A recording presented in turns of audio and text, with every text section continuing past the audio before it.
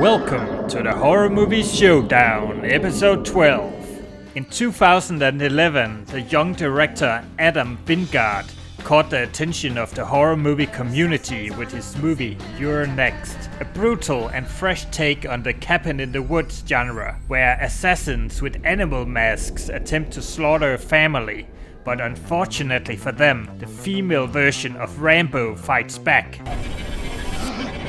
He followed up this movie with a segment in the Scary Movie VHS, and later in 2014 he directed The Guest, which was my favorite movie of the year with its cool cinematography, its electronic soundtrack, and its I don't give a fuck attitude. So when the trailer for Wingard's new movie, The Woods, was released, I was pretty excited. However, my excitement fell a bit when it was revealed that the movie was actually a sequel to the Blair Witch Project. This made me fear that the movie was only made to cash in on the name, and my excitement completely disappeared after watching the movie. Did you see her? What do you mean? I missed it the first time too. Hang on.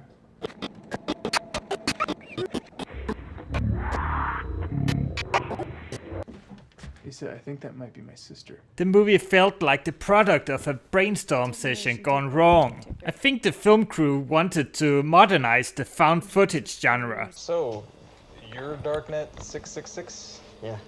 Well, we both are, but you can call me Lane.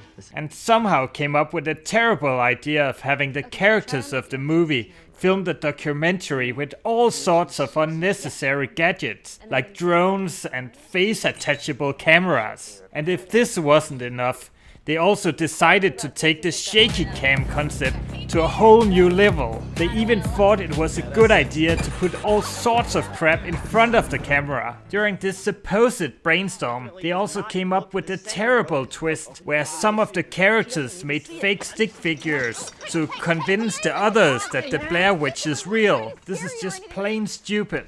We weren't lying about the things that are going on in these woods. We needed somebody to see what was happening.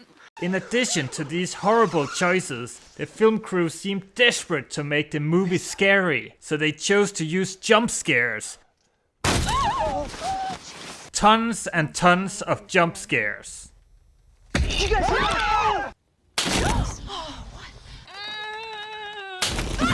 Though the movie was a major letdown, it had one or two ideas that worked reasonably well. I like how they expanded the lore of the stick figures, where they worked like voodoo dolls. That was pretty cool. I also like the idea that the witch can only hurt you if you look at her. She only takes sacrifices. We can't look directly at her. Which kind of explained the ending of the first movie. Now let's get to the scores. The movie had 3 on-screen kills, plus a number of disappearances. The movie had no nudity at all, so gets a nudity score of 1. The movie did have its scary moments, like the claustrophobic tunnel scene and the disorienting scenes in the witch's house. And of course, it was pretty scary when we finally saw the Blair Witch.